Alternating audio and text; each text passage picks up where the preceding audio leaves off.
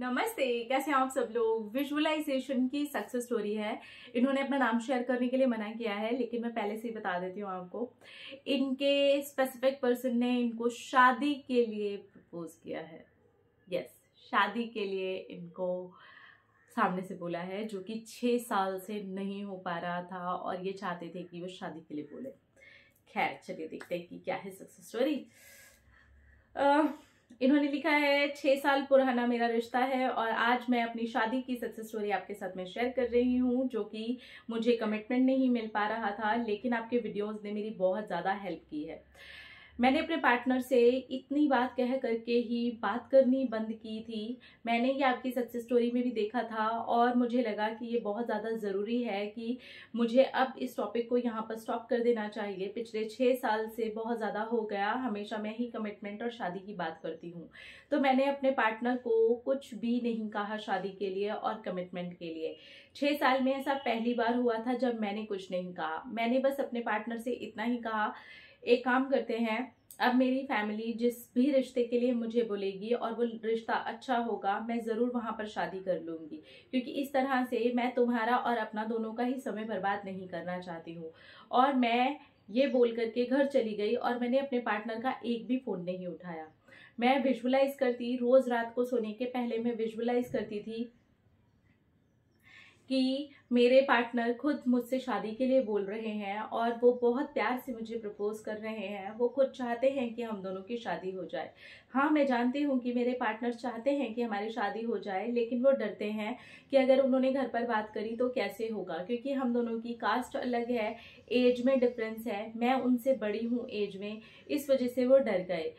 और इसी वजह से 6 साल से बहुत ज़्यादा तमाशा चलता रहा। अब इस तमाशे को मैं सचमुच में झेलने के लिए रेडी नहीं थी। मैं अपने घर वालों को और ज़्यादा दुखी नहीं कर सकती थी, इसीलिए मैं पक्का डिसीजन लेकर के चली गई, लेकिन मैंने विजुअलाइजेशन नहीं छोड़ा।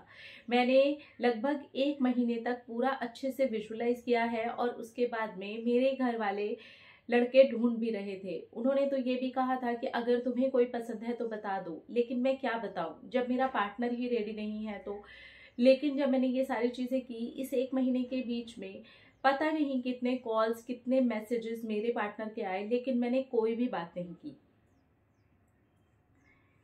मेरे पार्टनर ने अपने बेस्ट फ्रेंड के थ्रू मुझे ये मैसेज भिजवाया कि तुम मेरा कोई मैसेज नहीं देख रही हो, मैं घर पर बात करने के लिए जा रहा हूँ शादी की, कहीं ऐसा ना हो कि मैं यहाँ से बात करने के लिए जाऊँ और तुम कुछ शादी के लिए मना कर दो। देखो प्लीज़, यहाँ पर इज्जत रख लेना, क्योंकि मैं बहुत बड़ा स्टेप लेने जा रहा हूँ। ये सुनते ही मेरे पैर के नीचे से जमीन निकल गई। मैंने फटाफट उनका कॉल पिक किया। उनका कॉल मेरे मैसेज देखने के बाद आ ही गया था। मुझे पता है उनके दोस्त ने बता दिया था कि मैं मैसेज देख चुकी हूँ, और तब मैंने कहा कि ठीक है, बात करो और टेंशन मत लो। वो बात करके आए और उनके घर में सच में कोई प्रॉब्लम हुआ भी नहीं। उनके घर वालों ने बस यही कहा कि हमें कास्ट से थोड़ी दिक्कत है, लेकिन उसके बावजूद भी वो हम दोनों की शादी करवा देने के लिए तैयार है। और एज से थोड़ी सी दिक्कत उनकी बड़ी बहन को हुई थी, लेकिन जब मेरे पार्टनर की चीज़ें उन्होंने सुनी और देखी और मेरे बारे में जाना, तब उन्हें उस चीज़ से भी कोई दिक्कत नहीं हुई। फाइनली मेरे पार्टनर ने मुझे शादी के लिए सामने से अपने फ्रेंड के कॉल पर ही मैनिफेस्ट किया था, जो कि मैंने विजुअलाइज किया था, और उन्होंने खुद शादी के लिए वो स्टेप्स भी लिए जो मैं उनको बोलती रही थी लेने के लिए, लेकिन वो नहीं ले पाए थे। मैं सभी लोगों को ये एक मैसेज देना चाहती हूँ, अगर आपका पार्टनर आपको कमिटमेंट नहीं दे रहा है या शादी के लिए घर पर बात नहीं कर रहा है या कुछ भी ऐसा लग रहा है, तो प्लीज़ अपने मम्मी पापा का भी ख्याल रखो। वो भी आपसे प्यार करते हैं, कहीं ऐसा ना हो ये सब करते करते आप बहुत सारे साल बर्बाद कर दो। मुझे खुद को ये बात 6 साल के बाद में समझ में आई है, लेकिन मैं बहुत ज़्यादा लकी और ब्लेस्ड हूँ कि मेरे लिए इस मैनिफेस्टेशन टेक्निक ने बहुत अच्छे से और वैसे ही काम कर दिया है जैसा कि मैंने विजुअलाइज किया था। मेरे लिए सब कुछ बेस्ट हो गया है। मैं सब लोगों के लिए प्रेयर करती हूँ, जितने भी लोग अपनी शादी मैनिफेस्ट करना चाहते हैं वो जल्दी से जल्दी अपनी शादी मैनिफेस्ट कर रहे हैं। ये अफर्मेशन मैं सब लोगों के लिए देना चाहती हूँ। Thank you so much dear. आपने अफर्मेशन दी सब लोगों के लिए, उसके लिए दिल से थैंक यू।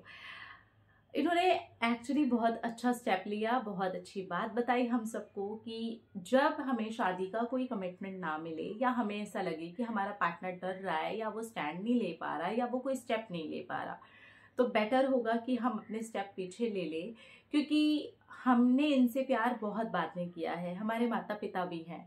कई बार क्या होता है, हम अपने पार्टनर के चक्कर में इतना टाइम तक उनको भी उलझा करके रख देते हैं। हाँ, यहाँ से कुछ क्लैरिटी है तब तो बहुत अच्छी बात है, लेकिन अगर यहाँ से क्लैरिटी नहीं है तो उन माँ बाप का क्या कसूर है जो आपके लिए कोशिश कर रहे हैं, आपके लिए ट्राई कर रहे हैं, आपकी शादी करवाना चाहते हैं। मैं ये नहीं कह रही कि जहाँ आपके माँ बाप बोले आप वहाँ शादी करें, नहीं।